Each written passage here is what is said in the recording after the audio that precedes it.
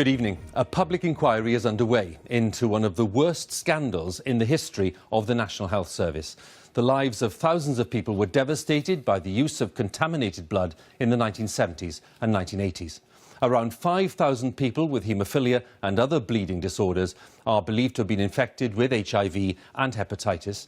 Nearly 3,000 of those who were infected have since died, and it's believed that 30,000 people who underwent blood transfusions were also exposed.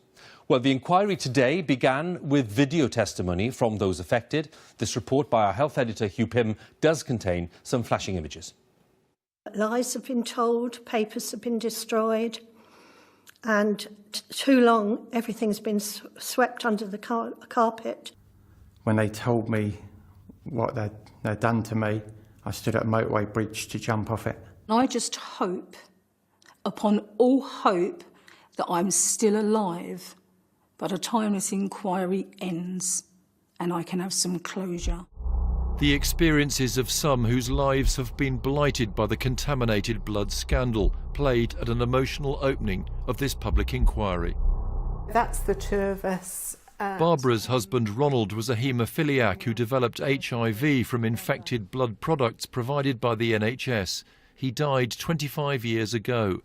After all that time, she told me how she felt having heard the official public inquiry get underway at last. This is the first emotional bit, but I think it's going to get a whole lot worse, particularly if things that people haven't thought about are uncovered. In the 1970s and 80s, the UK imported blood products from the United States. Some were made from donated blood which was infected with HIV and hepatitis C. Donors included prison inmates who sold their blood. Patients weren't told about the risks. They've always argued there was a cover-up. One previous inquiry was privately run and had no official status. Another for Scotland was headed by a judge, but campaigners dismissed it as a whitewash.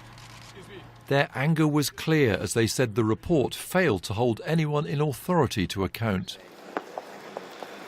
The High Court judge heading the new UK-wide inquiry made clear he would get to the truth of whether there was a cover-up.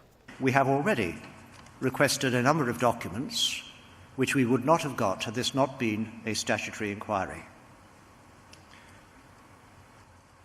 It is willing to hold people to account where appropriate, and it will express its views at the end without fear or favour, affection or ill will.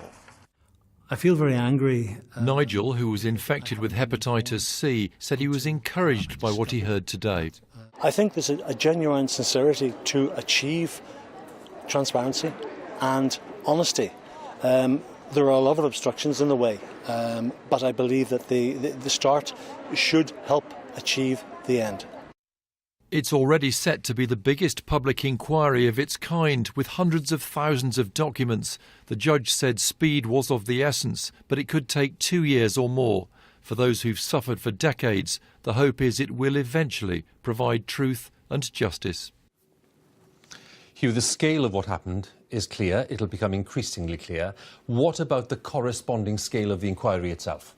Well, Hugh, I think the scope and ambition of the inquiry is illustrated by the fact that it was announced that former ministers, including secretaries of state, former civil servants, would be called to provide written evidence. Some would be called to attend in person for oral evidence. And if they say no, they'll be told they have to attend.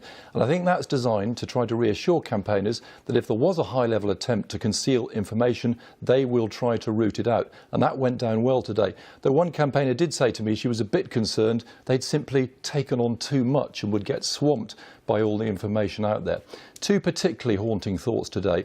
One is that some people who were there simply won't survive till the final report is published. It's thought about 80 have died even since Theresa May announced the inquiry in the middle of last year. On the other hand, as the judge said, there are many thousands maybe who don't realise they're affected, who've got hepatitis C, may be diagnosed in the next year or two, and realise they too have a stake in the outcome of this inquiry. Indeed. Hugh, thanks very much again. Hugh Pym, our health editor there.